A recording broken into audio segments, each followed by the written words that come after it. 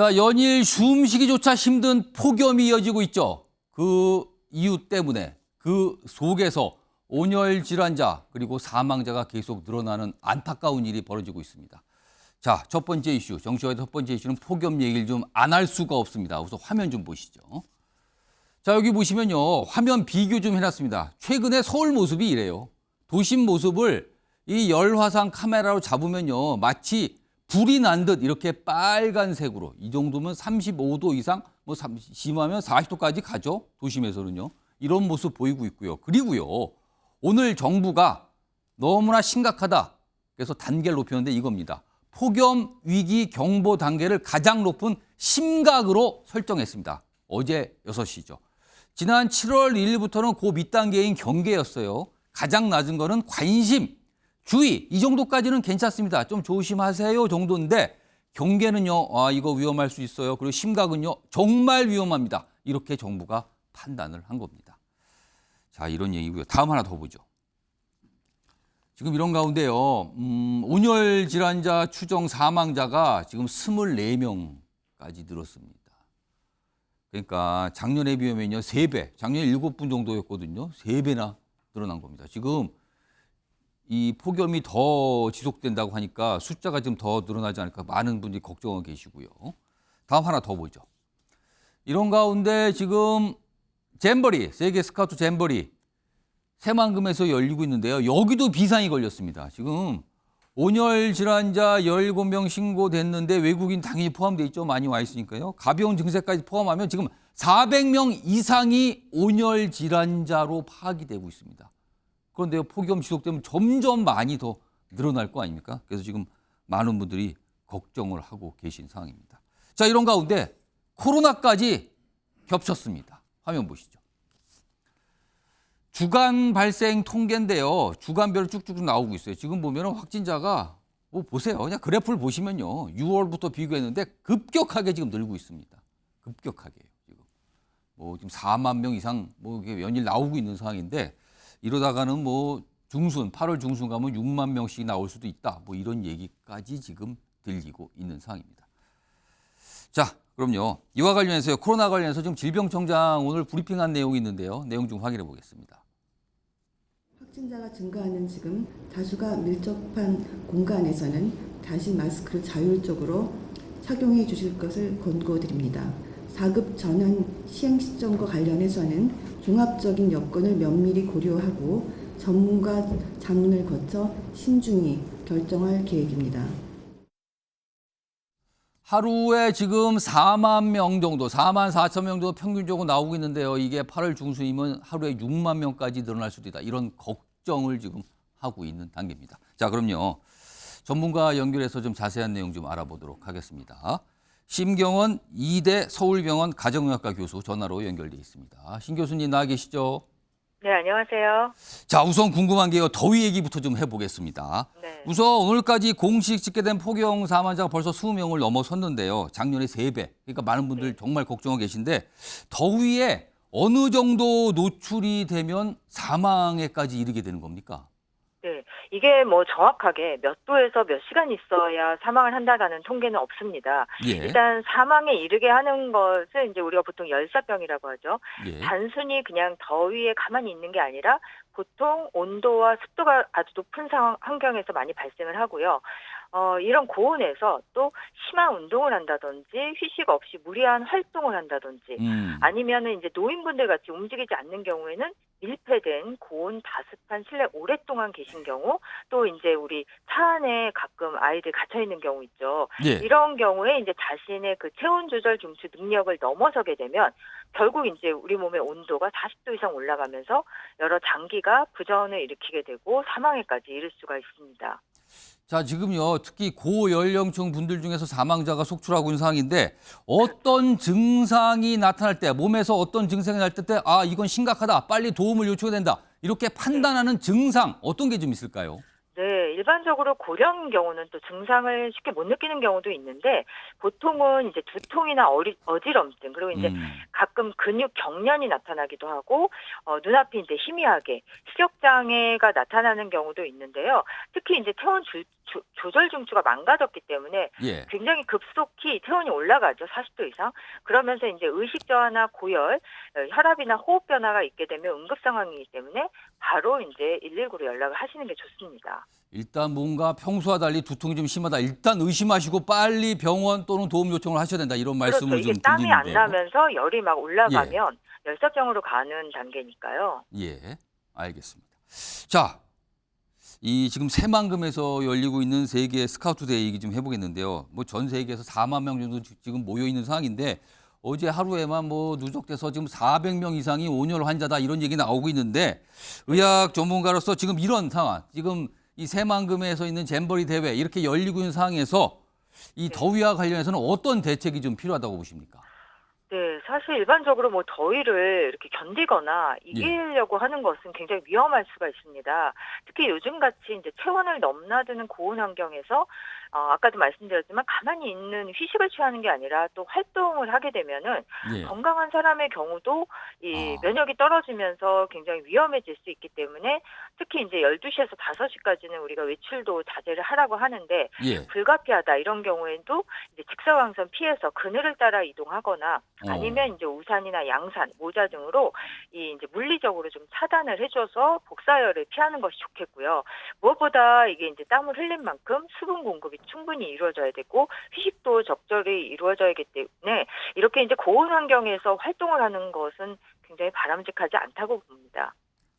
아무튼 지금 정부도 비상이에요. 지금 뭔가 불상사가 있으면 안 된다 이것 때문에 뭔가 준비 좀 하고 있는 걸 보이고요. 자, 이번에는요 코로나 얘기 좀 해보겠습니다. 확산세가 갑자기 크게 퍼지고 있는데 뭐 8월 중순에는 6만 명, 하루에 6만 명까지 확진자가 나올 수 있다 이런 전망까지 나오고 있는데 지금 한여름이 아니지 않습니까? 한여름이고 그렇죠. 폭염인데 이 한여름에 코로나가 왜 이렇게 확산이 되는 겁니까? 그러니까 처음에는 사실 코로나도 이제 여름이 되면 좀 수그러들 것이다 이렇게 전문가들이 많이 얘기를 했는데 예. 일반적인 호흡기 바이러스는 실제 이 습도와 기온이 낮은 환경에서 더 오래 생존을 하다 보니까 고온다습한 여름이 되면 좀 이제 감소가 되는 것이 맞는데요. 예. 코로나19 바이러스의 경우 기존에 이제 작년에도 봤지만 계절에 관계없이 유행을 했고요. 또 기온이 높은 아프리카나 인도네시아 이런 데서도 이렇게 유행을 하는 것을 보면 이 기온이나 습도가 절대적인 조건은 아니고 이게 워낙 이제 순간적으로 전염이 되잖아요. 전염력이 높아서 순식간에 눈, 코, 입으로 전파가 되니까 상대적으로 다른 이제 바이러스에 비해서 기온의 영향을 덜 받는 것으로 생각이 됩니다.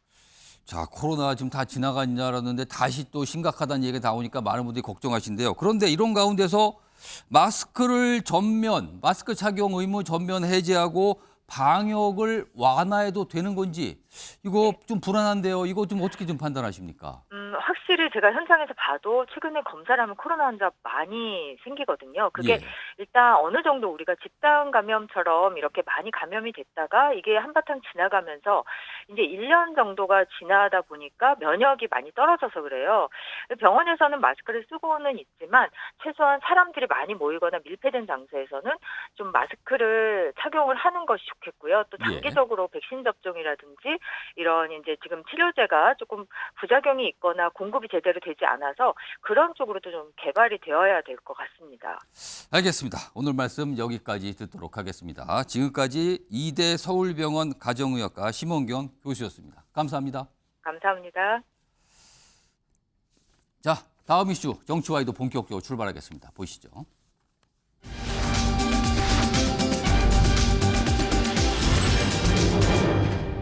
자, 치욕인데 왜 버텼나 이런 키워드인데요. 자, 김은경 민주당 혁신위원장 얘기인데요. 지금 사진을 보면 그런데요. 이쯤 되면은 1일 1설화라고 해야 되는 건가요? 김은경 위원장 또 다른 발언이 지금 여러 가지 얘기와 논란을 좀 낳고 있습니다. 들어보겠습니다. 저도 분노가 치밀어서 이 일을 수락했어요. 윤석열 밑에서 통치받는 게 너무 창피했어요. 저는 문 대통령 때 금감원 부원장으로 임명받았다가 윤석열 밑에서 부원장으로 임기를 마치는 과정이 엄청 치욕스러웠어요. 연구소를 갖고 계신데 이 일하는 바람에 엄청나게 지금 손해를 보고 있어요. 생계를 버리고 온 거로 보시면 돼요. 엄청나게 충심을 다해서 일하고 있으니까 그 진정성만 믿어주세요. 똑같은 분노가 이 안에 이렇게 치밀어 있어요. 자, 그러니까 얼마 전까지, 그래서 물론 대학 교수 신분이지만 얼마 전까지 금감원 부원장을 맡고 있었습니다. 그런데 그 밑에서 윤석열 대통령 임기는 벌써 그 전부터 시작이 됐으니까요. 그런데 그 밑에서 임기를 마치는 게 너무나 치욕스럽다고 얘기를 합니다. 그런데요. 화면 좀 보겠습니다. 2020년 3월에 금감원 부원장에 임명이 됐어요. 문재인 정부 때죠. 뭐 금융소비자보호처장 그리고 이제 직급은 부원장이죠. 근데 2021년에 금감원 원장이 교체가 됐는데 사실 그러면 다른 부원장들은 좀 그만두는 경우가 많은데 그때도 유지됐고요. 지난해 6월도 유지가 됐고요. 다른 부원장들은 사퇴하는 상황에서도 뭐 유지가 됐다. 홀로 남았다. 이런 얘기가 있었거든요. 그리고 지난 3월, 올해 3월 3년 임기 다 채운 뒤에 퇴임을 한 겁니다. 중간에 그만두지 않았어요. 그런데 끝나고 났는데 너무나 치욕스러웠다. 그 자리에 있는 게. 이렇게 얘기를 한 겁니다. 자, 이걸 좀 어떻게 받아들여야 될까요? 다음 화면은요. 이거에 대한 반응이 좀 나와 있습니다. 장해찬 국민의힘 청년 최고위원인데요. 이런 반응을 오늘 바로 보였네요. 정권 바뀌고 1년 더 버티며 꾸역꾸역 임기를 왜 채운 겁니까? 연봉 3억. 꿀직장 내려놓기 아쉬워 버틴 것으로 보입니다. 차라리 꽃길 위원장이 되세요. 그러니까 치욕스럽다고 그렇게 얘기했는데 왜 임기까지 마치셨어요? 그럼 그만두시지. 이 얘기를 꺼낸 겁니다. 신지호 전 의원 나와 계신데요. 이 상황 이거 어떻게 보십니까 지금? 뭐 엄청난 자기 모순이죠. 그러니까 저 김은경 혁신위원장의 얘기를 액면 그대로 믿어준다면요. 윤석열 정부 들어와서 마지막 1년이 굉장히 치욕스러웠다는 거 아니에요. 그것도 시대죠. 근데 본인이 자유의지로 그만둘 수도 있고 또 다른 부원장들은 사실 김은경 씨만 빼놓고 다 그만둔 거 아닙니까? 원장기가 정권이 바뀌어서 원장이 바뀌면 부원장들이 많이 다 그만둔단 말이에요. 그럼요. 지금 이제 이 검사 출신의 더군다나 이복현 그렇죠. 그 금감원장이면은 굉장히 자존심도 상하고 그럴 거 아니에요. 지금 민주당이 이 윤석열 정권을 검사 독재 정권이라고 부르지 않습니까? 그런데 자유의지로 얼마든지 그만둘 수가 있는데 왜 그 치욕을 참아냈는가? 역시 3억 원 말고는 설명이 안 된다. 3억 원의 꿀을 빨기 위해서 그 치욕을 참아낸 거다. 이렇게 해석할 수밖에 없을 것 같아요. 혹시요 최근에 정치권에서 유행했던 과하지욕 뭐 이런 겁니까? 뭐 과지욕은 뭐 미래에 대한 큰 무슨 뭐가 있으니까 그런 거고요. 저 눈앞에 그 3억 원이라고 하는 꿀이 있잖아요. 그래서 그런 걸로 보신다. 그렇죠. 김용주 전 민주당 의원께 나와 계신데 일단 의견 주식이 앞서 이 상에 대한 어떤 의견 주식이 앞서서 영상에서 확인해 봤는데요. 현직 대통령과 전직 대통령 이름이 나와요. 근데 문재인 전 대통령에게는 대통령이라고 깍듯이 썼어요. 근데 윤석열 대통령에게는 이름만 말을 합니다. 근데 공식적인 자리였어요. 어제가 어떤 행사가 있는. 이건 좀 어떻게 좀 봐요. 글쎄요, 저는 이제 기본적으로 민주시민 교육 또 정치 교육적 역량도 안 되는 분이다. 그렇게 봅니다. 그럼 이게 이름만 쓴 거는 뭘까? 약간 적대감입니까? 이거 뭡니까? 그 이제 저도 뭐 이렇게 자기 지지자들하고 뭐 팬들 이렇게 가까운 사람들끼리 얘기를 하면 그런 행태가 가끔 있죠. 그러니까 사적인 우리끼리 자리에서? 사적인. 근데 공적인 자리와 사적인 자리도 구분할 수 없는 정도의 역량과 훈련이 안 된 분을 모셨다 저는 그렇게 봅니다. 그러니까 근데 금감원에도 계셨고요. 그 전에는 대학에서도 강단에 그런 부분은 이제 관료 자리에서 있었고 또 대학 자유로운 자리죠. 그러나 어쨌든 지금 현재는 정당과 관련된 일을 하고 있지 않습니까? 정치적인 일을 하는 것이고 계속적으로 본인이 하는 말씀이 거의 준정치적 발언을 하고 계시는데 최소한 기본적인 에티켓, 금도는 있어야 된다고 보거든요. 아무리 비판을 하더라도 대통령은 대통령인 것이죠. 그리고 저분은 어쨌든 본인이 뭐 보험법인 다른 상법인지는 모르겠습니다만 법을 전공하고 대학에 계신 분 그렇습니다. 아닙니까? 로스쿨 교수입니다. 우리 사회의 기본적인 권위조차도 인정하지 않고 뭐 그런 부분들은 굉장히 심각한 문제다. 그야말로 민주시민 교육적인 측면에서 또 정당의 어찌 보면 당 대표를 제외하고는 혁신위원장은 넘버 2, 넘버 3에 해당되는 높은 직인데 기본적인 정치 함량이 안 돼 있다. 지금 더 나아가서 뭐 무슨 뭐 연명 비례 이런 부분 자체도 사실은 여명 비례 뭐 이런 부분도 그래가지고 우리 정치 교육적인 측면에서는 사실은 연령 차별적인 얘기, 성차별적인 부분을 없애겠다는 게 민주당의 진보적인 그렇죠. 인식이어야 됩니다. 예. 나이가 많지만 힘이 없는 사람, 나이가 적어서 힘이 없는 사람을 보호하는 것이 사실은 진보 정치의 핵심이에요. 예. 근데 나이가 많은 사람들을 없애버리고 젊은 예, 사람이 예. 가야 된다는 건 진보도 아니고 민주시민개혁도 아니고 정치적인 함량도 없는 얘기거든요. 더군다나 법적으로도 해결되지 않는 이야기를 하고 있다는 것은 예. 지난번에도 마찬가지입니다. 불체포 특권 때 기명투표하자. 법적으로 안 되는 이야기를 앉아 있는 게 그게 마치 혁신입니까? 될 수 있는 걸 더 빨리 하게 하거나. 지금 자질에 대한 강한 의문 제기를 해주셨는데, 그럼 이거 아까 이제 그 표현 문제, 이름만 얘기했던 분에 대한 답을 해주셨는데, 그러면은 아까 내용 문제가 있어요. 윤석열 밑에 임기를 마치는 게 치욕스러웠다. 그런데 본인은 임기를 다 채우셨거든요. 이거는 무슨 상황입니까? 아니 그러니까 그런 부분이면 그야말로 이 언론이 저런 말에 대해서 어떻게 팔로우할 것인지에 대한 자기 검열 내지는 준비가 없는 거죠. 얼마나 바로 그 말 다음에 다른 사람들은 다 그만뒀는데 당신은 혼자 자리 지켰네. 단박에 그런 얘기가 나온단 말이에요. 그런 훈련은 우리가 우리 국회의원들 초년에 그런 거 많이 당합니다. 기자들한테. 예. 그런 부분에 대한 훈련이 없이 국회의원 한번 하는 게 중요하다 안 하다 문제가 아니라 당장 조사하면 다 나오는 이야기를 저렇게 하고 저는 오히려 자기 생계하러 가라고 얘기하고 싶어요. 이런 상황에서요. 지금 김은경 혁신위원장이 민주당의 의원들 전원을 대상으로 어떤 친전을 보냈고 뭔가 설문조사를 한다. 이런 내용도 좀 알려졌거든요. 화면에 소개돼 있는데요. 보시죠. 그러니까 편지 형태로 의원들에게 썼어요. 그러면서 뭔가를 좀 조사하겠는데 민주당이 어떻고 이런 얘기인데 이런 내용이 있어요. 거기에. 뭐 윤석열 정권에 대한 비판을 하면서 무도한 정권에서 국민들을 지켜낼 수 있는 것은 민주당뿐이다. 굉장히 강하게 얘기를 했죠. 뭐 그렇습니다. 일단 뭐 이건 그렇다 치고요. 이렇게 얘기를 해요. 그런데 다음 화면이 있습니다. 설문조사를 의원 대상으로 한다 그래요. 근데 설문조사의 내용은 뭐냐면 민주당에 대한 호감도가 뭐 예를 들어서 이런 거죠. 좀 낮게 나오는 거는 왜 그렇다고 보십니까? 그리고 공천 기준에서 뭐 중요한 거는 어떤 거라고 보십니까? 그리고 국민들 지지 지금 민주당이 많지 않은데 지지 회복을 하려면 어떻게 됩니까? 이런 취지의 설문조사 이걸 오늘부터 하겠다고 알렸거든요. 그런데 뒤에 보면 뭐 재보궐선거 과거에 박원순, 오거돈 전 시장 얘기 나오면서 이런 것까지 있는데 여기서 좀 눈길을 끄는 거는 민주당 호감도와 관련된 조사하고 국민 지지 회복 방안에 대해서 의원들에게 의견을 묻겠다는 겁니다. 이게 또 오늘 주목을 받았는데 다음 하나 더 있어요.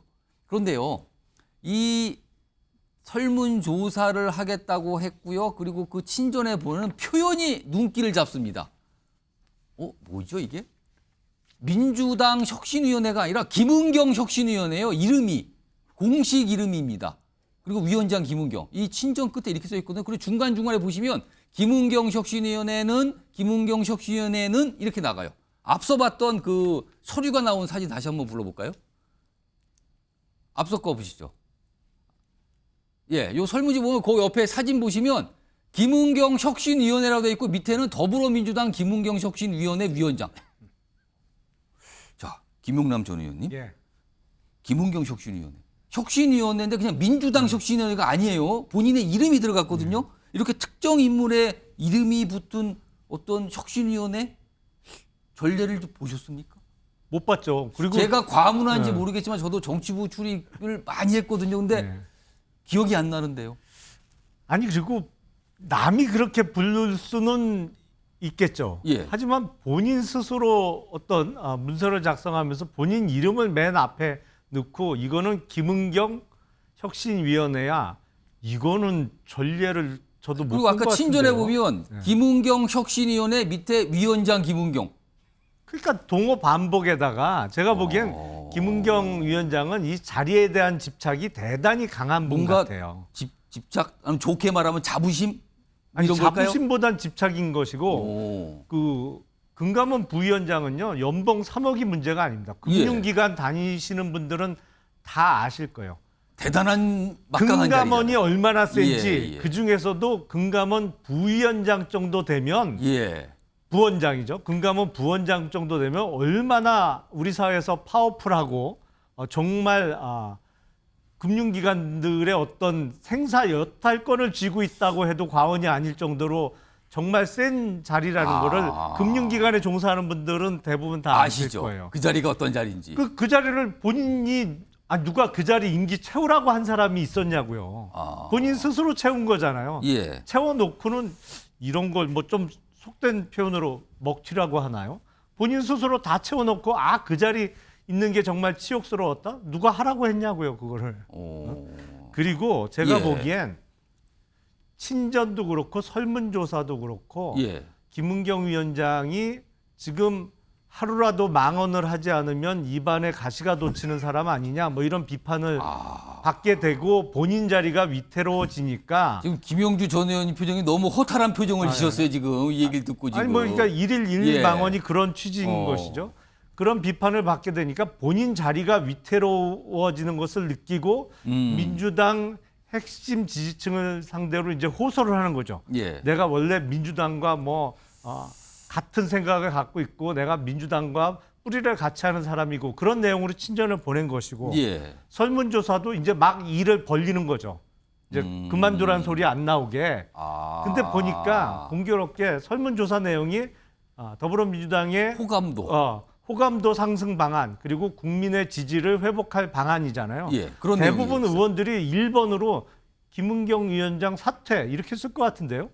방안으로 제일 먼저 그거부터 필요하다고 생각하는 더불어민주당의 의원들이 알겠습니다. 대부분일 것 같습니다. 제가 아까 오기 전에 그 설문지를 내용 좀 봤거든요. 근데 질문이 있고요. 보기가 있더라고요. 1, 2, 3, 4 그리고 5가 기타예요. 기타에 기타에 뭐 쓰면 쓰게 되죠. 돼 있더라고요, 아마. 민주당 의원들이 무슨 생각할지 모르겠는데 조승현 부위원장 지금 세 분이요. 지금 막 엄청나게 지금 막 이 포화를 쏟아내셨는데 사실은 당의 입장에서는 총선을 대비해서 호감도 조사, 그다음에 지지회복 방안 이건 어떻게 보면 당연한 거 조사하는 건데 의원들의 어떤 혁신안을 좀 아이디어를 얻기 위해서 하는 것 같은데 사실 상황이죠. 이렇게 되면 이게 혁신위원회가 사실 이른바 영이 서는 건가? 이런 조사하면 이게 과연 의원들로부터 정말 진정한 아이디어를 뽑아낼 수 있는 건가? 이런 우려도 있습니다, 지금요. 네. 자꾸 이제 실언이 반복되다 보니까 예.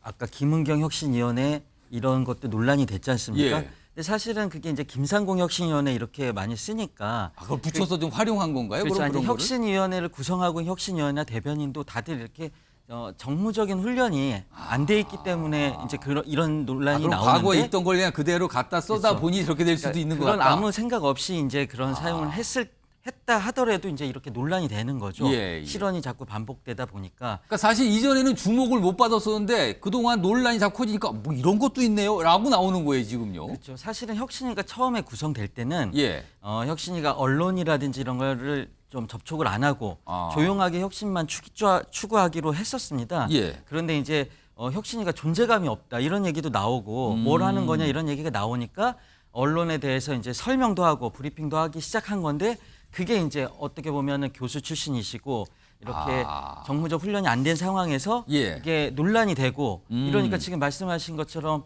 혁신위가 영이 쓸 수가 있겠느냐 이런 의문까지 나온 거죠. 그러니까 아까 말씀하신 것처럼 친전을 보낸 것도 얼마 전에 의원들 초선 의원들을 약간 비하하는 발언처럼 들릴 수 있는 코로나 처음에 그 내용도 논란이 됐었죠. 그렇죠. 그게 논란이 됐고 또 이제 당원들 앞에서 또 윤석열 대통령 호칭을 일부러 이제 안 붙인 거잖아요. 그리고 또 어떤 당원들한테 손을 내민 거라고 볼 뭔가 수가 있는 것 같아요. 강조를 한 거죠, 그거는. 그렇죠. 지금. 그래서 나는 이제 민주당의 사람이다. 이거를 이제 강조하기 위해서 그런 것 같은데 그럼에도 불구하고 혁신위는 해야 될 일을 하는 겁니다. 당의 미래 비전을 제시해야 되고 예. 그다음에 우리 당의 어떤 저 설문조사 내용에도 있지만은 우리 당의 규범을 정립해야 되는 그런 역할을 맡았기 때문에 예. 그 일을 성실하게 하면서 예. 이제 이런 논란을 더 이상 만들지 않고 성실하게 하는 것이 필요하죠. 그렇기 때문에 그렇게 함으로써 지금 나오는 게 뭐 자기 정치가 아니냐 이런 의혹도 나오고 있는데 예. 그런 오해를 받지 않도록 예. 최선을 다해서 마지막까지 해야 될 일을 하는 것 그렇게 해야 되는 거죠. 근데 이제 일상적인 얘기를 함에도 불구하고 이렇게 논란이 되는 것은 그동안 이제 실언이 좀 반복돼서 그런 효과가 있다 이렇게 알겠습니다. 보입니다. 조승현 이 상임 부위원장께서는 뭔가 이제 당부를 섞어서 얘기를 좀 해주신 것 같아요. 근데 중간중간 약간 걱정도 좀 묻어나는 것 같습니다. 자, 일단 새롭게 나온 발언 이게 약간 좀 주목을 받고 논란처럼 비춰지고 있거든요. 그래서 처음으로 소개해드렸고요. 다음 주제도 준비되는데 역시 김은경 위원장의 이른바 노임 폄하 발언 논란 이걸로 가보겠습니다. 키워드 보시죠. 어떤 분이 사과 같지 않은 사과라고 얘기를 하셨네요. 지금 두 분이 등장했죠. 김문경 위원장 그 옆에 있는 사진은 양이원영 의원인데 뭔가 불에다가 기름을 부었다 더. 불난집에 부채질한 거 아니냐? 뭐 이런 평가가 나왔는데요. 우선요. 어제 김문경 위원장이 약간 유감 표명을 했거든요. 그 과거의 노인 폄하 발언 관련해서 그 내용부터 확인해 보겠습니다. 전혀 노인 폄하 의사는 전혀 없고요. 그럴 일도 없고 그래서도 안 되고요. 뭐 앞뒤 자르고 그때 맥락을 조금 연결을 이렇게 이상하게 하니까 마치 노인 폄하같이 말씀하시는데 제가 본 60이에요. 그런데 무슨 저도 곧 노인 반열에 들어가는데 무슨 노인을 폄하하겠습니까? 그리고 그렇게 해서도 안 되는 것이고요. 그래서 오해의 여지가 있으셨을 것 같은데 그 부분에 대해서는 마음 누영 푸셨으면 좋겠습니다. 저렇게 유감 표명했고요. 그리고 본인도 저도 곧 60 다 됩니다. 저도 노인 반열에 들어가는데 뭐 이렇게까지 해서 설명을 했어요. 자, 그리고요. 양이원영 의원도 논란이 되는 글을 써서 참 예의가 많았는데 바로 이거예요. 그래서 위쪽에 있어요. 지금 화면 위쪽에. 지금 투표하는 많은 이들 미래에 살아있지도 않아. 이렇게 얘기하면서 김문경 위원장이 틀린 말 한 거 아니다. 이런 취지의 또 입장을 냈죠. 그래서 논란이 됐어요. 지금. 미래에 살아있지도 않을 분들 이게 논란이 된 겁니다. 그러자 발칵했죠. 사과합니다. 오해 불러일으켜 죄송하다. 나이 많은 이들 정치 참여 무시, 비하 이런 의도 아니었습니다라고 죄송합니다라고 했습니다. 일단 각각 유감과 사과가 나온 건데요. 당에서는요. 민주당 내에서는 걱정하는 목소리들이 좀 있습니다. 들어보시죠. 민주당은 세대 간 갈등 해소와 노장청 조화를 중요한 정책 기조로 삼아왔습니다. 더불어민주당의 모든 구성원은 세대 갈등을 조장하거나 특정 세대에게 상처를 주는 언행을 삼갈 것입니다. 하지 않을 것입니다. 모든 언행에 신중하고 유의하겠다는 말씀을 드립니다. 대학 교수 출신 아니겠습니까? 예. 이게 그냥 정치가 그게 만만한 게 아닙니다. 밖에서 논평하고 비판할 때는 쉬울지 모르지만 만만한 게 아니거든요. 예. 국민 전체의 마음을 헤아려야 되는데 말씀하신 전체 전문을 보고 그 맥락을 보면은 뭐 노인 어르신들을 폄하하려고 할 의도는 전혀 없었다고 저는 보고 있습니다. 예. 다만 자녀의 말을 인용함에 있어서 분명히 오해의 소지가 있었다는 걸 알아야죠. 사실은요. 자. 민주당 내부에서 뭐 김문경 위원장, 양이원영 발언에 대해서 걱정과 좀 지적도 있었는데 일단 사과 유감사가 나왔어요. 김용준 의원님. 네. 근데 이 정도 사과로 이거 전체적으로 수습이 좀 되겠습니까? 수습이 안 되죠. 아, 수습 불가다. 저도 이제 17대 예. 총선 바로 시작하자마자 정동영 의장님이 노인 발언 때문에 한 일주일 동안 선거에서 고생했던. 사실은 김문경 위원장이 이 얘기를 하면서 정동영 의원 네. 당시 대표죠. 네. 그 얘기가 또 회자됩니다. 네, 네. 예. 계속적으로 그런 것이 이제 반복돼서 뭐 DNA니 뭐니 그런 얘기를 하는데 예. 이제 그때 정동영 의장 때보다 지금은 더 심각해요. 공식적으로 그냥 마이크 잡고 한 얘기기도 하고. 그때는 약간 지나가는 말 네, 비슷하게 했던 그냥 건데. 뭐 우리끼리 뭐 그런 개념에서 이제 그런 것이 밖으로 드러나면서 그런 건데. 예. 실제로 뭐 저 김호일 대한노인회 회장님이 사실 전 국회의원이기도 하고. 예. 큰 틀에서 그것을 그냥 가만두고 보지 않으시겠죠. 그런 의미에서 사실은 빨리 김문경 그 위원장뿐만 아니라 예. 지금 이재명 대표가 휴가 중이세요. 휴가입니다. 어제부터 휴가였어요. 이제 그럼에도 불구하고 이 부분에 대해서는 다시 한번 뭐 댁에서라도 유감 표명을 해야 하면서 불을 일단 끄야 될 것 같다는 생각이 들고요. 아직 불이 안 꺼진 겁니까? 다만 이제 이게 조금 빨리 터진 거죠. 선거 직전이면 정말 불이 크게 나는 건데. 그러면은 민주당 입장에서는 불행 중 그나마 다행이다. 그런 거죠. 이제 그런 건데 물론 이것이 내부적으로 만약에 예. 일부러 세대결 그 말하자면 이렇게 분절 정책이라면 정치공학적 기도라면 그런 의도적으로 했다 그러면 그건 더 민주당이 심각한 거고요. 예. 근데 사실은 그렇지 않기를 바라고 박강원 원내대표가 말씀하셨다시피 정중하게 사과하고 또 공식적으로 그냥 저렇게 지나가는 말로 그런 의도 아니다 할 정도의 문제는 저는 아니다 그렇게 봅니다. 정식적으로 뭔가 어떤 모습이 좀 필요하다 이런 말씀 같은데요. 다음 화면을 보시면요. 민주당의 전국 노인위원회라는 조직이 있는데 그 화면이 있습니다. 그 반응이 좀 위원장께서 최락도 민주당 전국 노인위원장입니다. 화가 많이 나셨네요. 그래서 느껴집니다. 어디 그따위 망발을 그러면서 사과 같지 않은 사과를 했다. 방금 들으신 김은경 위원장의 유감 표명에 대해서 사과 같지 않은 사과라고 했어요. 대한노인에 찾아가든 해라. 그리고 이재명 대표에게 향해서도 직접 대국민 사과 성명을 내셔야 된다. 이렇게까지 강하게 반응. 그따위 망발, 사과 같지도 않은 사과. 이렇게 반응을 좀 보였군요. 이 최락도 위원장이요. 올해 총가요. 사실 민주당을 위해서 뭔가 노인, 이 연세 많은 어르신들과 관련해서 어떤 얘기를 꺼내는 게 있거든요. 그 내용 좀 들어보겠습니다. 우리가 조금만 더 했으면 윤석열 같은 정부가 탄생하지 않았을 텐데 30.8%밖에 얻지 못해가지고 악랄한 정권을 탄생시킨 우리는 죄인입니다. 이 한이 맺힙니다. 우리 같이 힘씁시다. 우리 참... 저렇게까지 뭔가 안타까움을 표현했는데 지금 노인과 관련돼서 지금 큰 사고를 신셈이 됐거든요. 조승현 부위원장. 이쯤 되면 이재명 대표가 뭔가 좀 입장을 낼 것 같으십니까? 어떻게 전망하세요? 지금 이재명 대표께서 휴가를 가셨기 때문에 예. 원내대표가 그 자리에 최고위원회에서 사과를 했습니다. 예. 이재명 대표가 계셨다면 아마 사과를 하셨을 거라고 저는 보고. 그러면은 휴가에서 복귀를 하면은 뭔가 입장 표명이 있을 거로 보십니까? 저는 뭐 그렇게 생각합니다. 그리고 뭐 사과도 중요하지만은 예. 이 우리 민주당 인사들 사이에서 계속 이 어르신들이 불편해하실 수 있는 발언이 계속 나오는 것은 사실 문제죠. 그럼 우리가 반성하고 고쳐야 된다고 생각합니다. 예. 사과도 중요하지만 그걸 고쳐야죠.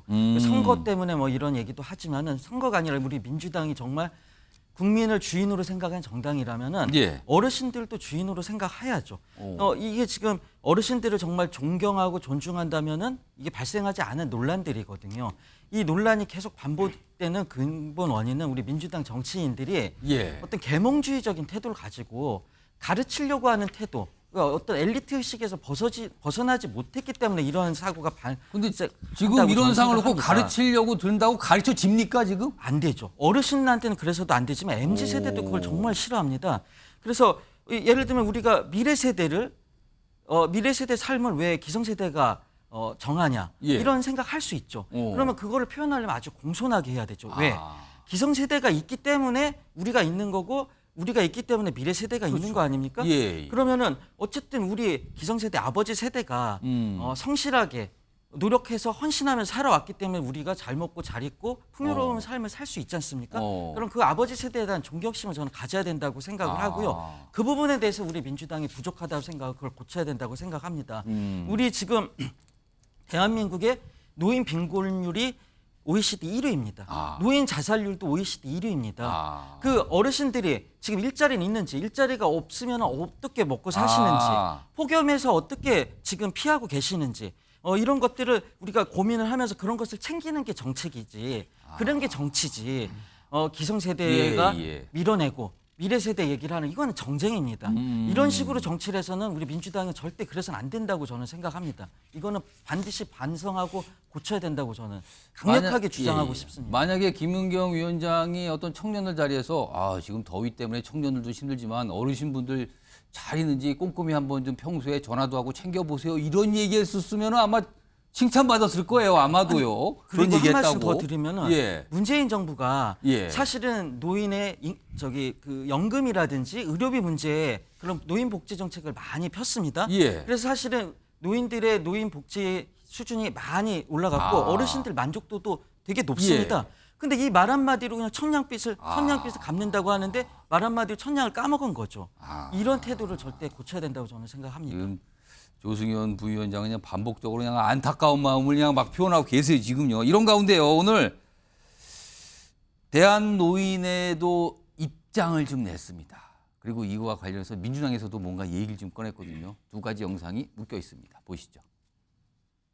김은경 혁신위원장이 노인은 살아있는 나이에 비례해서 투표를 해야 된다. 다시 말하면 노인에게 참정권을 박탈하는 그런 망발이라고, 거기다가 양이원영 의원마저도 투표한 노인들은 나중에 살아있지도 않을 건데 그런 사람이 투표가 되느냐 하는 그런 또 망발을 했습니다. 김은경 위원장이나 양이원영 의원이 발언의 경위를 자세히 설명하고 사과도 하고, 상처받은 부분에 대해서 대단히 다시 한번 송구스럽다는 말씀을 드리고 찾아뵙고 충분히 소통을 하도록 하겠습니다. 내일 오전 중에라도 찾아뵙도록 하겠습니다. 양이원영 의원도 가실 수 있으면 함께 가려고 합니다. 그건 우리 당의 인사니까. 내일 오전에 어떤 모습이 좀 있겠네요. 좀 기다려보도록 하고요. 김용남 전 의원님. 대한노인회장, 김호일 대한노인회장께서 화가 많이 나셨군요. 화가 나실 수밖에 없죠, 사실은. 근데 김은경 위원장이 앞으로 남은 수명이 많은 사람들이 더 투표권을 행사해야 된다, 뭐 이런 취지였잖아요. 뭐 아들 얘기를 하면서 그렇게 얘기를 했어요. 본인은 계속 또 억울하다고 얘기하다가 결국엔 사과했고. 그렇죠. 논란을 크게 일으켰고 양이원영 의원은 거기다 대고 확인 사살을 했죠. 뭐 미래 살아있지도 않을 분들이라는 지금 그분들은 미래 없다. 아니 근데 그런 논리라면 제가 보기엔 정치적 미래가 이번 달을 못 넘길 것 같은 분들이 제1야당의 정치적 미래를 설계하는 게 과연 맞나요? 누구 얘기를 하신 거죠? 아니 그러니까 지금 논란이 된 저희가 지금 얘기하신 분들들. 아니 제가 보기엔 김은경 혁신위원장 정치적 미래가 거의 끝나가는 것 같은데 본인의 미래가 얼마 안 남은 분이 170여 석의 의석을 갖고 있는 제1야당의 정치적 미래를 설계하는 자리에 앉아 있는 게 과연 맞느냐 말이죠. 본인의 논리대로 생각을 하자면. 그리고 제가 보기엔 이거는 박강원 원내대표가 내일 대한노인회를 찾아간다고 해서 해결될 것 같지 않아요. 왜냐하면 지금 정작 논란을 일으킨 김은경 위원장이 간다는 얘기는 아직 없잖아요. 사고 친 사람이 가서 사과를 드려야죠. 근데 이재명 대표가 뭐 휴가에서 복귀한 이후든 아니면 휴가 중이라도 정말로 대국민 사과를 공식적으로 하게 된다면 김은경 위원장이 혁신위원장 자리를 계속 지킬 수 있을까요? 그렇게 연결될 수 있다는 거네요. 근데 이재명 대표의 고민은 거기 있을 것 같아요. 그래서 뭐 본인 표현대로 김은경 혁신위가 좌초된다. 그러면 이제 남은 건 비대위밖에 없잖아요. 그러니까 이재명 대표가 복잡하다는 거네 생각이. 그렇죠. 지금요. 거기서 이재명 대표의 고민이 정말 깊어지지 않을까 합니다. 그럴 수도 있네요. 지금 이 전체적인 상황에서 오늘 민주당 소속이신 두 분도 안타까움 뭐 이런 거 질타 많이 해주셨는데 지금 화면 하나 더 있습니다. 민주당 내에서 나온 반응인데요. 뭔가를 인용을 해요. 홍종민 의원인데 너는 늙어봤냐? 나는 젊어봤다. 개그맨 지상렬 씨가 어떤 프로그램에서 이렇게 한 말을 인용하면서 나는 젊어봤다. 넌 늙어봤냐? 이렇게 얘기가 있었다. 어르신들이 청년 시절 거쳐와서 청년의 미래 선택, 청년의 미래 위한 선택할 수 있다는 생각. 이거는 왜 못합니까? 이렇게까지 이걸 뭐라 그럴까? 일갈이랄까요? 질타할까요? 이렇게 얘기했습니다. 신주 전 의원님 한마디 짧게 얘기해 주시죠. 이게요. 노인 폄하라고 하는데 정확한 용어는 노인 차별이에요. 차별? 네, 노인 차별입니다. 그리고 이게 사과로 끝날 문제가 아닙니다. 방금 전에 제가 좀 검색을 해봤더니요. 국가원로회의라고 하는 단체가 있어요. 있죠. 네, 우리 국회의장을 지내신 분들, 대법원장 출신들, 또 국무총리 출신들, 대학 총장 출신들, 또 군 장성급 출신들. 다 어르신들이네요. 이런 분들이 모여서 한 국가원로회의인데 지금 김은경과 양이원영 두 사람에게 대해서는 사퇴하라. 그런 얘기가 나옵니까 지금? 지금 기사가 떴어요. 그리고 이재명 대표가 책임지고 사과하라. 대국민 사죄하라. 그러니까 저거는 이제 사과로 끝날 문제가 아닌 게요. 제가 오늘 좀 시간이 있어갖고 쭉 검색을 해봤더니요. 2004년 그 정동영 당시 열린우리당 의장의 뭐 어르신들 투표 안 하고 쉬셔도 된다. 그 발언부터 시작했고요. 이른바 이제 노인 폄하성 발언이 한 20건 정도 됩니다. 그러니까 이 DNA가 괜히 정치적으로 민주당 때리려고 나온 게 아니라 20년 동안 20건 정도가 발생하면요. 그러니까 저렇게 뭐가 뜨거 해갖고 여론이 악화되면 사과는 하고 일단 소나기는 피해보자 하는데 그게 또 재발하거든요. 그러니까 요번 건은 저런 사과 정도로 끝날 수 있는 문제가 아니다. 그래서 사퇴를 하고 뭐 해야 되는 거고요. 그다음에 박광원 원내대표가 이재명 대표 휴가 중이라고 대리 사과하는 거 저것도 저는 적절치가 않은 것 같습니다. 왜냐하면 김은경 씨를 혁신위원장으로 임명한 사람이 누구죠? 박광원 원내대표가 임명했나요? 아니죠. 대표죠. 아니, 이재명 대표 아니에요.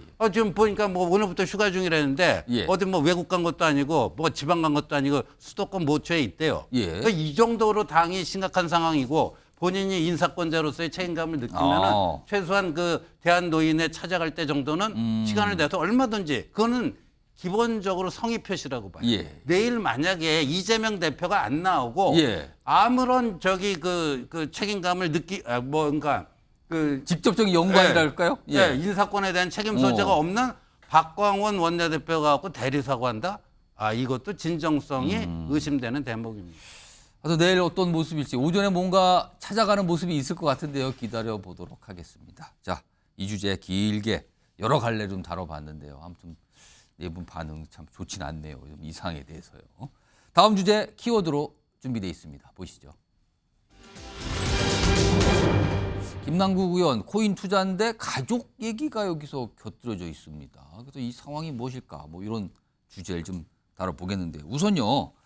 국회 윤리자문위원 뭐 얼마 전에 사실 제명 권고 의견을 냈죠. 그래서 지금 뭐 그 관련된 절차가 진행 중인데 그동안 김남국 의원이 관련해서 내놓은 얘기들이 있거든요. 뭐 몇 달 된 것도 있고 최근 것도 있습니다. 들어보시죠.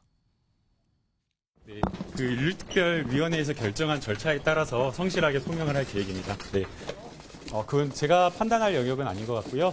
소명서와 여러 가지 징계 사유에 대해서 내용을 보고 아마 자문위원들이 판단을 할 걸로 생각이 됩니다.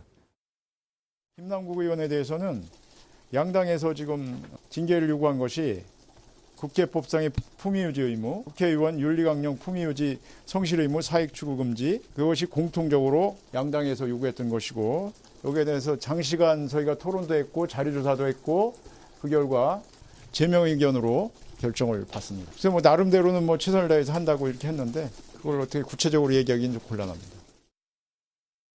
그러면서 지금 국회 윤리자문회가 뭔가 소명이 충분하지 않고 성실하지 않았다 뭐 이런 지적을 내놨거든요. 근데 이에 대해서 김남국 의원이 어떤 반응을 좀 보였죠? 화면 좀 보겠습니다. 민주당 의원들에게 약간 호소문 형태로 약간 편지죠? 호소문 형태로 민주당 의원들에게 뭔가를 냈는데 이렇게 얘기해요.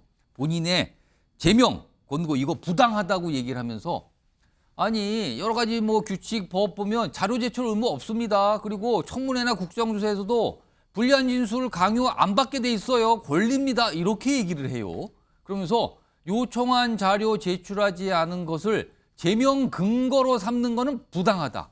이렇게 주장을 내놨습니다. 김봉남 전 의원. 그리고 이 주장 판단 좀 해주시죠. 일단 상식적이지가 않습니다. 본인이 이 논란이 일어났을 때는 충분히 설명하고 소명하겠다고 했잖아요. 성실히 소명하겠다고 해놓고는 자료 제출을 안 했어요. 근데 자료 제출 안 한 걸 비판받으니까 법적 의무가 없지 않냐? 왜 그거 갖고 나를 뭐 청문회에서도 그렇게까지 하지 않는다. 청문회에서 맨날 그 앞 시간을 잡아먹는 게 왜 청문회 자료를 성실하게 제출 안 했느냐? 이거 갖고 의사진행 발언하면서 시간 많이 잡아먹는 거 아닙니까? 그러니까 김남국 의원은 약간 상식밖의 발언을 많이 하는 것 같아서 문제인 것 같고 이게 딱 표현이 그런 것 같아요. 이거는 국회의원이 코인 거래를 한 게 아니고 코인 업자가 국회의원이 된 거다. 이 표현이 적합해 보입니다. 김영주 전 의원님 지금 저 무소속이 됐잖아요. 사실은 김남국 의원이. 근데 본인은 부당하다, 억울하다 이 얘기를 이제 민당에서 계속 표현하거든요. 이건 또 어떻게 좀 봐야 됩니까? 사실은 뭐 예를 들어서 뭐 도리를 무단횡단하다가 걸린 사람이 이 시간 전국에 나만 무단횡단했나? 다른 데 가면 다 하고 있다. 다 하고 있다. 이렇게 얘기하는 건가 뭐가 다릅니까? 그런데 이분의 내용은 그냥 단순히 무단횡단 정도가 아니고 다른 의원들이 코인 한 사람들도 있지만 엄격하게 질이 다릅니다. 그러니까 실험적으로 한 사람도 있고 좀 많이 한 사람도 있긴 하지만 액수가 많다 그런 얘기까지 사실 네. 적어놨었어요. 액수도 있고 여러 가지 예. 방법도 있고 예. 또 실제로 보면은 보통 일반인들이 코인 거래를 할 때 하나의 거래소를 통해서 거래를 하지 두세 개 거래소 혹은 덱스라고 하는 거래소가 없는 탈중앙화된 지갑과 지갑까지의 연결을 해가면서 수많은 자코인을 그렇게 여러 차례 거래하는 경우는 약간 수준이 다르다는 거죠. 예, 이거는 아마추어 수준이 아닙니다. 그러니까 일반 국회의원들이 실험적으로 물론 돈을 많이 넣고 뺄 수는 있어요. 예. 그러나 그 현격히 액수라든지 방식에 있어서 아니 뭐 저기 업비트 했다가 비스매 했다가 또 다른 거래소를 갔다가 이렇게 능수능란하게 하는 것은 적절하지 않고 횟수도 적절하지 않고 지금 예. 더 나온 것은 이제 아직까지 더 조사를 해야 됩니다만 본인 지갑이나 본인 은행 계좌 외에 어르신 부모님이나 예. 자기 형제 뭐 그런 얘기가 좀 나와요. 하는데 시간적으로나 내용적으로 봐서 70 넘은 어르신이 새벽 2, 3시까지 코인 거래를 누가 하고 있겠습니까? 그런 의미에서 이게 그 전문위원들이 봤을 때 제가 이제 그 국회 그 유리특위의 전문가로 심사에 들어갔던 분도 만나봤거든요. 예. 우리 당 쪽에 그분이 보더라도 안타까울 지경이다. 그리고 더군다나 블록체인이라는 개념을 모르고 그냥 무작정 투자를 많이 했다라고 하는 부분이고요. 또 실제적으로 그 당시에 그런 법이 없었다라고 하는 것으로 이것이 해명되기는 어렵다. 그렇게 보여집니다. 일단 본인은 뭐 억울하다, 부당하다 이런 얘기를 계속 반복적으로 하고 있는 상황이에요. 그런데 오늘 또 새롭게 보도된 내용이 있는데 그건 화면에 정리돼 있습니다.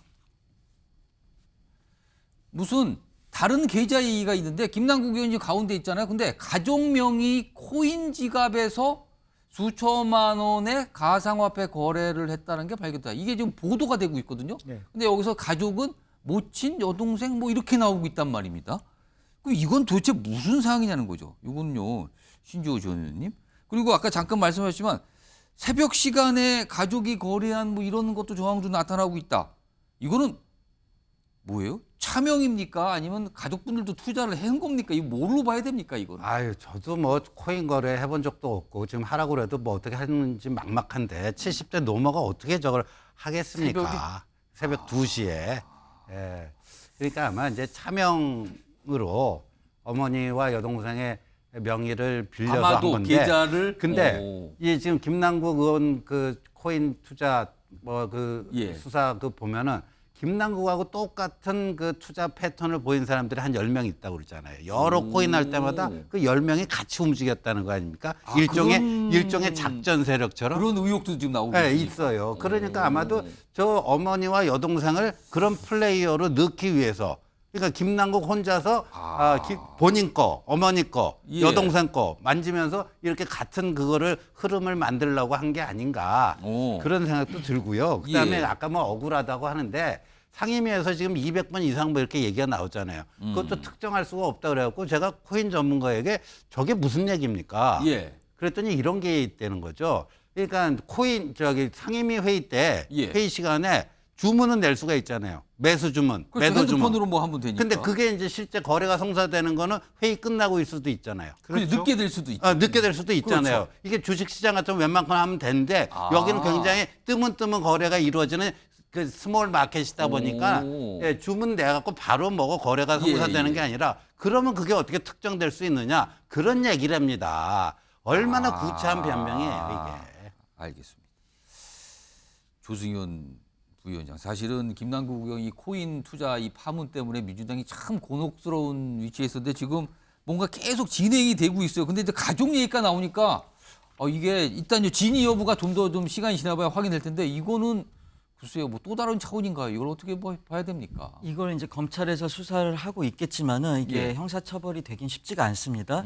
왜냐하면은 이게 법의 사각지대를 이용한 거기 때문에 그렇고요.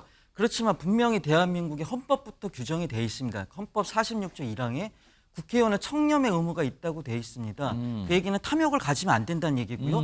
그다음에 헌법 46조 2항에 국가의 이익을 우선해서 양심에 따라 직무를 수행해야 된다고 그렇습니다. 돼 있는데 사익을 우선했지 않습니까? 거기서 헌법 이념에 국회의원 헌법기관인 국회의원이 국회의원의 책무를 다하지 않은 잘못이 있고요. 그 헌법 이념에 따라서 국회법 29조에 의해 예. 국회의원은 영리 업무에 종사하지 못한다고 규정이 돼 있습니다. 예. 그 법을 위반한 거죠. 그건 뭐 그리고 정면이네요. 그거는 좀. 그렇죠. 그리고 그거에 따라서 공직자윤리법에서 재산을 공개하고 재산 형성 과정을 소명을 하도록 돼 있는 예. 거죠. 다 위반했어요. 근데 단 이게 형사처벌 조항이 없기 때문에 형사처벌 받지 않는데 그러나 국회법에 위반한 거 공직자윤리법 위반한 거에 정치적 책임을 져야 되는 겁니다. 근데 지금 정치적 책임을 지지 않으려고 친서를 보낸다든지 이런 무책임한 행동을 하고 있는 거예요. 이러면 더 본인의 정치 생명이 더 단축이 될 수밖에 없다고 생각이 들고요. 예. 이런 식으로 김남국 의원이 행동한다면은 권영세 장관이 똑같은 행위를 했습니다. 국민의힘 의원인 예. 권영세 장관 우리가 민주당에서 어떻게 비판할 수가 있겠습니까? 할 말이 없다 이거죠. 할 말이 없습니다. 그리고 한 가지 더 말씀드리자면은 오늘 SNS에 법치주의로 위장한 사기꾼에 의해서 민주주의가 무너진다 이렇게 올렸습니다. 정부를 그렇게 본 거죠 지금요 정부에서. 저도 지금 법치주의를 위장한 사기꾼 2명이 떠오르는데요. 김남국 의원이 이렇게 행동하면은 그 법치주의를 위장한 사기꾼 우리가 못 잡습니다. 이런 행동 절대 해서는 안 되고 반성하고 예. 정치적 책임을 지시기를 강력하게 요구합니다. 오늘 민주당과 관련된 주제 물론 김남국 의원 이제 당을 나갔지만요. 이 보면은 오늘 정치적 생명 뭐 이런 단어 자꾸 나와요 지금. 이거 이래도 됩니까? 약간 이런 질타도 계속 해주시고 계십니다. 다음은요. 이분이 또 등장했네요. 주제로요. 유승준 씨입니다. 키워드 보시죠.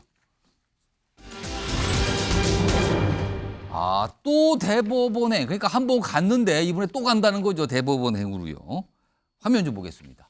얼마 전에 2심에서 승소했죠. 그러니까 왜 비자를 안 내주냐 이거에 문제제기 과거에도 한 번 있었는데 그때는 이겼는데 그때는 정부에서 뭐 절차 문제니까 안 해도 됩니다. 그래서 계속 안 줬거든요. 그러다 또 문제제기해서 2심에서 승소했어요. 1심이 뒤집히면서. 근데 이번에 LA 총영사관이 대법원에 상고합니다. 이거 못 받아들일 건데요. 대법원까지 가봅시다. 이거 한 거예요. 그러면서 유 씨의 병역 의무 변탈은 국익 해치를 우려했다. 그러니까 끝까지 다퉈야 된다. 이렇게 간 겁니다. 불복을 한 거죠. 그러니까 우리 정부가. 자, 그럼요. 유승준 씨 관련된 영상이 하나 준비되어 있습니다. 시간이 좀 지난 건데요. 한번 들어보겠습니다. 요즘도 그런 분들이 많이 계시더라고. 한국에는 왜 올라 그러냐고. 이유가 어디 있어요? 한국에 가고 싶은. 제 피는 한국 피거든요. 미국 사람이 저를 미국 사람으로 안 봐요. 왜 올라 그래? 뭐 이유가 뭐야? 이렇게 하면 뭐 솔직히 할 말 없어요. 그냥 가고 싶은 거죠.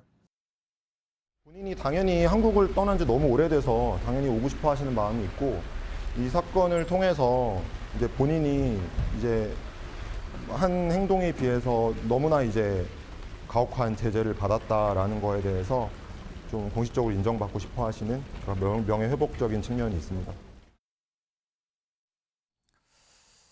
자, 김용남 전 의원 나와 계신데요. 뭐 이제 법을 좀 다뤄보셨으니까. 예. 8년째 사실 입국 비자 소송을 계속 하고 있는 중이에요. 근데 만약에 대법원까지 가서 어떨지 모르겠는데 대법원에서는 어떤 결론이 나올까요? 전망을 좀 어떻게 하십니까? 이제 순전히 법률적인 관점에서 예상을 해보자면 대법원 올라가도 항소심의 판단이 뒤집혀지지 않을 가능성이 높아 보입니다. 2심에서 유승준 씨가 이겼거든요. 그렇죠. 근데 그게 그냥 유지될 가능성이 높다. 왜냐하면 이미 대법원에서 한 번 이긴 적이 있거든요. 앞서 잠깐 언급하신 대로 총영사관의 비자 발급 그 거부 처분에 대해서 행정소송을 통해서 다퉈서 이겼어요. 이긴 적이 있어요. 유승준이가 이겼는데 그때는. 그럼에도 불구하고 이제 비자 발급이 거부되니까 또 소송을 낸 상황인데 이건 이제 법률적으로는 유승준 씨가 이길 것 같아요. 근데 어느 나라든 비자 발급에 있어서는 상당히 재량의 여지가 있습니다. 그러니까 우리가 그렇잖아요. 미국 들어갈 때 만약에 어떤 법률적인 문제가 없더라도 미국 국익에 반하는 인물일 것 같다. 그러면 미국에서 비자 안 내주면 그만이에요. 그렇죠. 미국 정부가 판단해서 이 사람 문제 있어 보여. 그럼 안 줘도 그만이에요. 그냥 그거는. 문제가 있는 게 어떤 법률적으로 확인이 안 되더라도 미국 입장에서 미국에 유익하지 않은 인물이다. 아니면 미국 국익에 반할 것 같다라고 판단하면 비자 안 내주면 그만이에요. 그러니까 법률심에서는 제가 보기엔 유승준 씨가 이길 것 같은데 그렇다고 한국에 들어올 수 있을까? 그건 잘 모르겠습니다. 김용주 전 의원 어려운 질문을 좀 하나 드려봐야 될 것 같아요. 유승준 씨는 왜 이렇게 한국에 오려는 걸까요? 그리고 우리나라 LA 총영사관은 유승준 씨 입국을 왜 이렇게 비자를 이렇게 안 내주는 걸까요? 글쎄요, 이제 그거는 이제 역사적인 악연에도 해당된 것 같습니다. 악연? 예. 실제로 보면은 뭐 해외 공연 잠깐 갔다 올게 해놓고 바로 미국 국적, 시민권을 예, 했다라고 시민권을 하는 부분에 대해서 외교관을 연맥이었다. 뭐 그렇게도 볼 수 있는 거 속인 약속을 거죠. 하고 외교 당국을 지금 예. 그런 부분들이 있는 거고 또 하나는 실제로 아까 말한 원래 법적으로 보면 재외 동포라 하더라도 이 38세 이상이면 지금 유승준 씨가 46세인데 40대 중반이에요, 지금요. 그런데 국가 안위에 아주 위태로운 어떤 그런 위험 인물이 아니라면 예컨대 테러리스트나 명백한 그렇죠. 반국가적인 행태를 취하는 사람이 아니라면 허가해 주는 것이 이제 기본적인 어떤 법적인 어떤 해석이라고 보고 그것이 이제 2심의 내용이었다 그렇게 보여지는데 여전히 아까 말씀 나오신 것처럼 결국에는 비자의 부분은 재량권이다. 결과적으로 재량권은 우리한테 있다는 거고 더군다나 뭐 전반적으로 문재인 정부조차도 수용하지 않았는데 사실은 좀 더 국가주의적인 뭐죠 이런 거 좀 많이 따지는 거 병역 이런 거 심각하게 보죠. 심각하게 보는 윤석열 정부에서 허용해서 LA 총영사가 대통령한테 좋은 평가를 받겠습니까? 그런 부분들도 있는 거고요. 뭐 어쨌든 그것은 우리 국가의 일관된 외교 원칙이었다는 측면에서 그거 자체도 존중할 필요가 있다라고 보는. 그렇기 때문에 끝까지 가보는 것이고 아까 법적으로 지더라도 LA 총영사관에서는 그게 불복할 수밖에 없는 뭐 어찌 보면 정무적 판단이 있다라고 보여지는 거고 실제로 보면 아까 변호사가 말한 것처럼 유승준 씨는 자기 아이들한테도 부끄럽다. 말하자면 원래 모국에 한번 가고 싶은데 또 팬들과 약속을 지키고 싶다 그런 부분인데 여기서 문제가 된 것은 지난번에 들어오려고 했을 때도 목적을 관광이나 그렇게 쓰지 않고 취업이라고 썼다는 거예요. 그럼 사실은 F4 비자인데 재동포가 F4 비자를 받게 되면 3년을 체류할 수 있게 돼 있습니다. 그건 더 어려운 비자인데 그러면은. 그러니까 그런 부분에 대한 의혹을 즉 신뢰를 정부가 갖고 있지 않다 미안하지만 이제 그런 것인 것 같습니다. 조승현 부위원장 마지막으로 만약에 비자를 받더라도 사실 입국을 담당하는 것도 법무 당국이거든요. 그래서 뭐 그냥 입국 거부 이래도 뭐 할 말이 없다 이런 약간 나오는데 사실 우리나라 국민의 여론이 중요한 거 아닙니까? 지금 여론은 어떻다고 보십니까? 뭐 여론은 당연히 안 좋고 아마 비호감일 거라고 저도 생각이 됩니다. 그렇지만 저는 유승준 씨에 대해서 뭐 변호하고 싶은 생각이 있는 건 아니지만 저는 법 집행은 누구에게나 똑같아야 된다고 생각합니다. 그래서 이 사람이 비호감이든 아니든 집행은 똑같아야 되고 국민의 여론이 안 좋다고 누구는 불구속하고 누구는 구속하고 이런 식의 법 집행은 안 좋다고 생각하고요. 모든 사람한테 평등하게 법 집행이 돼야 되고 만약에 유승준 씨 같은 경우에 우리나라에 오더라도 이분이 뭐 연예인인데 연예인으로서의 인기라든지 이건 국민들이 판단할 문제입니다. 이분이 어떤 활동을 할지 국민들이 좋아할지 사랑할지 싫어할지 이거는 국민들이 판단하면 되는 문제고 이분이 어떤 잘못한 거에 비해서 너무 과잉된 처벌을 받고 있다 저는 생각이 들고요. 그래서 법 집행은 만인 앞에 평등해야 된다 생각을 합니다. 알겠습니다. 약간 다른 의견을 주셨는데 뭐 시청자 여러분께서 한번 두루두루 한번 생각을 좀 해보시기 바라겠습니다. 다음 주제는요. 최근에 LH가 발주한 아파트들의 지하 주차장 이거 참 논란이 됐죠. 뭐 철근이 누락됐다. 그래서 이른바 뭐 순살 기둥이다. 뭐 이런 표현까지 등장을 했거든요.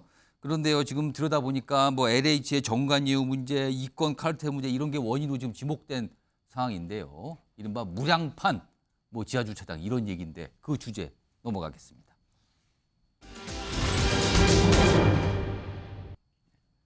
코토가 지금 돼 있는데 인용이죠. 문정부 때일이다. 이렇게 돼 있습니다. 문정부 때일이다. 이게. 자, 그럼요. 어제 이와 관련해서 윤석열 대통령 국무회의 때 한 얘기가 있고요. 그 이후에 국민의힘도 약간 뭔가 같이 가는 듯한 어떤 발언 이런 게 나왔거든요. 우선 그거부터 확인해 보시죠. 무량판 공법 지하 주차장은 모두 우리 정부 출범 전에 설계 오류, 부실 시공, 부실 감리가 이루어졌습니다. 이러한 문제의 근본 원인으로 건설 산업의 이권 카르텔이 지적되고 있습니다. 우리 정부는 반카르텔 정부입니다. 이권 카르텔 부패 카르텔을 혁파하지 않고는 어떠한 혁신도 개혁도 불가능한 것입니다. 필요하다면 지난 정부의 국토교통부는 물론이고 대통령실의 정책 결정자에 대해서도 조사가 이루어져야 합니다. 사태를 미연에 방지하지 못한 것이 단순한 기강회의 때문인지 그 이상의 정책적 책임이 있었던 것은 아닌지를 밝히는 것은 지금 정부의 당연한 책임입니다. 그러니까 지난 정부 때 우리 정부 전에 이걸 얘기를 꺼낸 거예요. 그러면은 문재인 정부 탓이 되는 상황이 되는 거잖아요. 이 얘기를 꺼내자 민주당에서 또 반응을 보입니다. 들어보시죠. 이 대통령과 국민의힘이 전 정부 탓하면서 특히 지금 국민의힘이 국정조사를 제기를 하고 있는데 그 지금의 이제 윤석열 정부의 책임론과 선을 긋겠다라고 하는 거, 물타기 하겠다라는 의도로 보여집니다. 윤석열 정권은 이제 책임전가, 남탓 타령 이제 그만해야 되는 것이 아니냐. LH 순살 아파트와 관련된 비리가 있다고 하면 철저한 검찰 조사, 검찰 수사를 통해서 수사를 해야 되는 것이 아니냐는 얘기입니다. 자, 신지호 전 의원님. 문재인 대통령이 사실 전 정부 얘기를 좀 많이 하는데 이번에 나왔어요. 이거 갖고 민주당에서는 또 전 정부 탓입니까? 그러니까 이 반응이거든요. 자, 어떻게 보십니까? 문재인 정권 1년차, 2년차 뭐 임기 반에 이제 임기 5년에 거의 절반 부분 전반기를 다 뭐 이른바 적폐청산, 적폐몰이 하면서 그 적폐. 예, 이명박 박근혜 전임 정부 탓하면서 뭐 하지 않았습니까? 예. 그리고 윤 대통령이 얘기하신 게 팩트에 어긋나면 팩트로 반박하면 되는 거죠. 그 저게 뭐 틀린 얘기가 있습니까? 예. 그리고 그 LH는 또 재작년에 뭐 특공 그래갖고 특히 젊은 세대들 발칵했죠. 예, 분노를 네. 많이 또 촉발을 했는데 저게 저렇습니다. LH가 이제 공사를 발주하지 않습니까? 건설사에. 그런데 그 건설사에서 그럼 시공을 하게 되면 감리를 해야 될 거 아니에요. 그 감리하는 거기에 거의 LH 출신들이 가 있다라는 거 아니야. 그러니까 짜고 치는 고스톱이 되는 거죠. 뭔가를. 그러니까 순살 아파트를 만들어도 그 제대로 감리를 했으면 거기서 딱딱 찾아낼 텐데 그런 식의 지금 다막 구조가 생겼기 때문에 그걸 깨자라는 얘기입니다. 그게 이제 이른바 이제 무슨 이권 카르텔 이러면서 이제 그런 얘기가 나왔단 말이에요. 자, 김영주 전 의원님께서는 윤석열 대통령과 국민의힘의 반응은 어떻게 좀 보십니까? 그래서 저게 그럼 지금 이제 뭐 무슨 문제를 보면 항상 전 정권 탓을 하고 예컨대 교권이 땅에 떨어지면 학생 인권 조례 탓을 하고 그렇게 항상 이렇게 피해가는 것을 일관적으로 해서 제가 바라는 것은 예컨대 뭐 방통위 장악을 하려면은 또 수신료를 분리 징수를 하고 어쨌든 다른 방식의 독특한 해법을 찾아가세요.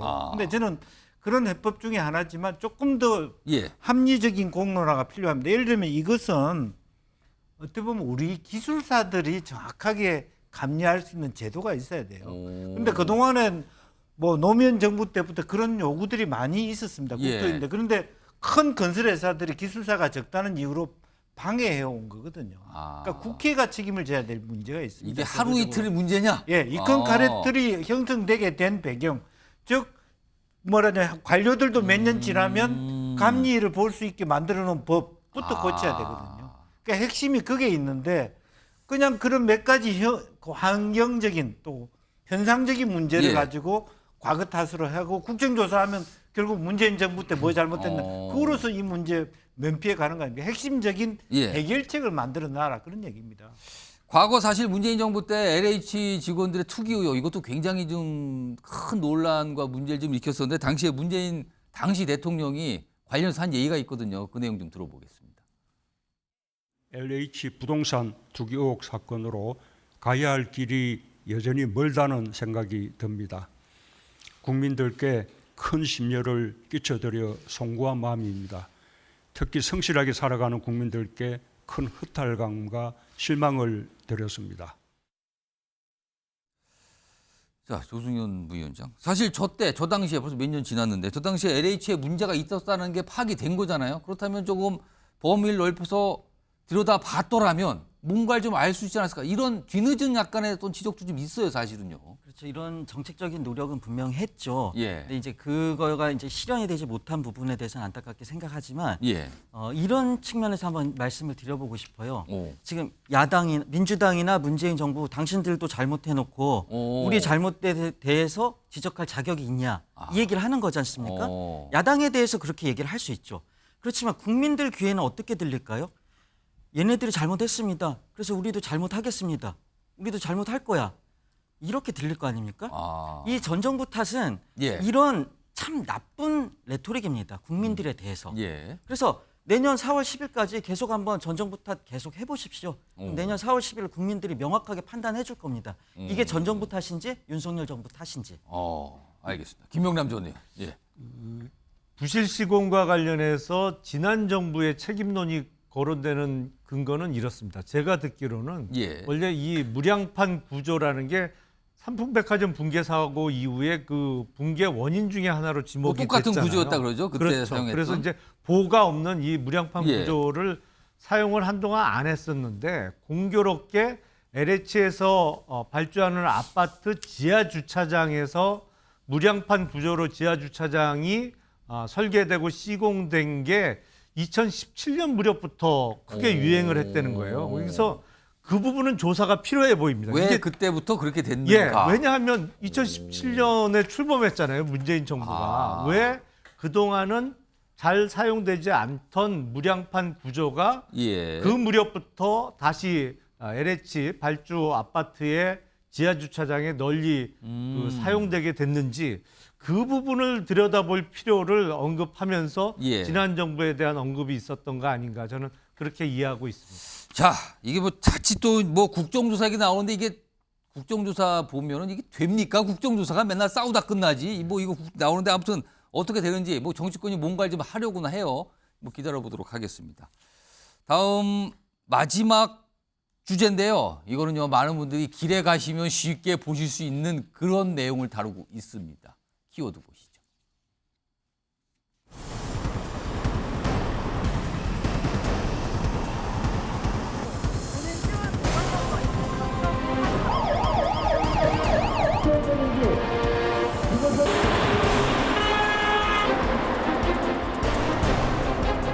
일단은 저 도시 미관이고 불편하죠. 저거 이거 지나가자마자 좀 먼 사람들은 저거 왜 달았냐고 손가락질 이런 거 저거 좀 해결 좀 해주세요.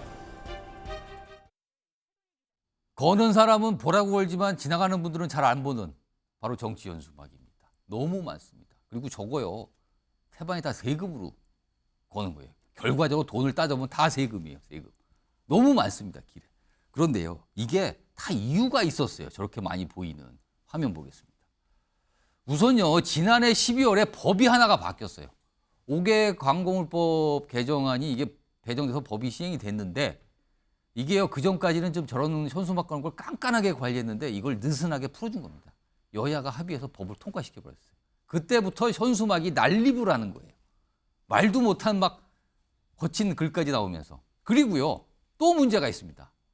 7월 31일부로 법 하나가 효과가 없어졌어요. 왜냐하면 선거법인데요. 과거에 이 선거법에서 뭘 너무 엄격하게 뭘 제한하니까 헌재에서 문제를 삼아서 이거를 좀 언제까지 바꾸세요? 그때까지 임시 쓰고 지나면 법이 효력을 상실한 겁니다 했는데 7월 31일부로 선거법 효력이 상실돼 버렸어요. 그러면 규정하는 게 없는 거예요. 이제는 그냥 한마디로 말씀드리면 막 걸 수가 있는 거예요. 막 어디다나 막. 여기 보면 선거일 180일 전부터 현수막 금지 효력 상실됐어요. 이건 뭐 시기고 뭐고 필요 없습니다. 입법 공백 상태라서 가뜩이나 정신사나운데 더 정신사나운 현수막이 오르게 생긴 겁니다.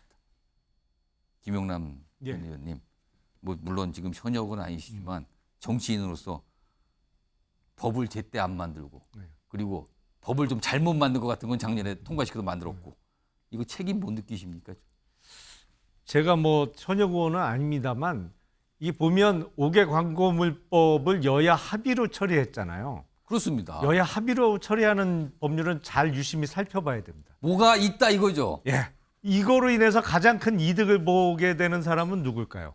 만드신 분들. 5개 광고물 업체죠. 아, 업체? 네, 업체죠. 오. 그 어쨌든 돈을 주고 다 거는 그러겠네요. 거잖아요.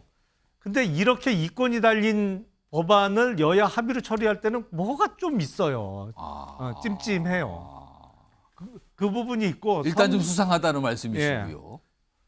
제가 봐도 공해거든요. 너무 많아요, 이거는. 지금 화면으로만 잠깐 네. 소개했는데도 길의 저력수구나 이렇게 느껴집니다, 지금. 그리고 선거법 문제는 간단하게 설명을 드리면 이게 너무 엄격하게 금지해서 헌법에 맞지 않는다. 그래서 헌법재판소에서 헌법 불합치 결정을 하면서 2023년 7월 31일까지 법을 이 만들어라. 조항을 개정해라. 예. 이렇게 결정을 한 거예요. 근데 안 했잖아요, 그걸. 그 개정이 안 됐어요. 그러니까 그 조항은 무효화가 된 겁니다. 위헌 조항으로 된 거예요. 아예 그 규정 법이 없어지는 거잖아요. 없어진 거죠. 그러니까 이제 그 기간의 제한 없이 막 걸 수 있는 상황이 된 것이고 원래 선거 때 거는 우리가 보통 국회의원 선거나 예. 지방선거를 할 때 13일 동안의 선거 기간에 보면 선거법에 의하면 한 동에 하나 걸 수 있거든요. 예. 현수막을. 예. 널리 알려야 될 기간인 선거 기간에도 한 예. 동에 하나만 걸 수 있게 하면서 예. 이게 역설적이게 지금은 한 동에 뭐 10개, 20개를 걸어도 아무 제한이 없게 된 없어요, 거예요. 지금요. 그러니까 예. 이것도 잘못된 거고 21대 국회는 제가 봐도 최악입니다. 조승현 부위원장, 이거 어떻게 좀 해야 되는 거 아닙니까? 좀 급하게? 지금 앵커께서 막 걸 수 있다고 말씀하셨잖아요. 예. 근데 막 걸 수 없습니다. 그래요? 막 걸 수 있는 건 국회의원과 현역 국회의원과 지역위원장만 막 걸 수 있고요. 뭐가 또 차별이 있다는 거군요. 그럼요. 거기서도 또. 정치 신인이나 도전자들은 못 겁니다. 바로 신고해서 떨어집니다. 그러니까 정당에 뭔가 발을 들여놓으신 분들이나 이런 분들은 가능하나 네. 뭔가 정치를 새롭게 하려는 분은 전혀 안 된다는 거네요. 그럼. 정당에 발을 들여놓은 사람이 다 되는 게 아니라 현역 국회의원과 지역위원장. 당협위원장, 지역위원장 뭐 이런 분들. 만 할 수 있고 나머지는 못 겁니다. 여기서 또 차별이 생기는 거예요. 그게 국민들이 낸 세금과 당원들이 낸 당비로 현역 의원과 지역위원장만 현수막 걸 수 있고 도전자들은 걸지 못합니다. 그러면은 위원장이 아니거나 현역 의원이 아니어서 내년 총선에 출마를 하려고 준비하신 분들은 못 거는 겁니까? 못 걸죠. 차별이 있군요. 그러면. 그렇죠. 미래 세대의 돈으로 기성세대만 현수막 걸고 홍보할 수 있는 겁니다. 그러면서 미래 세대의 삶을 기성세대가 결정하냐 이런 얘기 어떻게 할 수 있습니까? 이거 내로남불 아닙니까? 고쳐야 됩니다. 이거는. 예. 민주당 또 갑자기 또 민주당이 또 뭐 하는 겁니까? 약간 살짝 있는데 시간이 한 1분 조금 남아서 누가 말씀하실까요? 신주 전 의원님 말씀하실까요? 국회의원들이 좀 밥값 좀 제대로 했으면 좋겠습니다. 밥값 좀 제대로라. 김병규 전 의원님. 사실 뭐 또 선거 홍보를 떠나서 운전하는 사람한테 시야를 가리기 때문에 굉장히 위험합니다. 그럴 수 있네요. 예, 그런 부분부터 그리고 최근에는 너무 네거티브가 심합니다. 똑같은 현수막도 좋은 문구를 봐도 짜증나는데 예. 서로 욕하는 거 누가 좋아합니까? 사실요 많은 분들이 아마 느끼셨을 거예요. 길을 가다 보면은요 현수막이 뭐 3개, 4개가 같은 자리 위아래로 걸려 있는 게 수두룩한데 그 내용이 또 대단합니다. 어떤 분들은요 아이들 보고 못 보고 보지 마 이렇게까지 얘기하시는 분도 있어요. 상대를 향해서 단순히 문제입니다 정도가 아니라 저주 수준의 발언. 지금 화면을 보시면요 이게 화면을 보면 무슨 당 이름 걸면서 다 쓰는데 앞에 부분이요 너무 심한 게 많아요 사실은요. 그렇습니다. 뭐 주장을 해도 좋지만 좀 미래 세대가 보고 있다는 거 이거 좀 생각해서 좀 수위 조절 좀 해 주셨으면 좋겠습니다.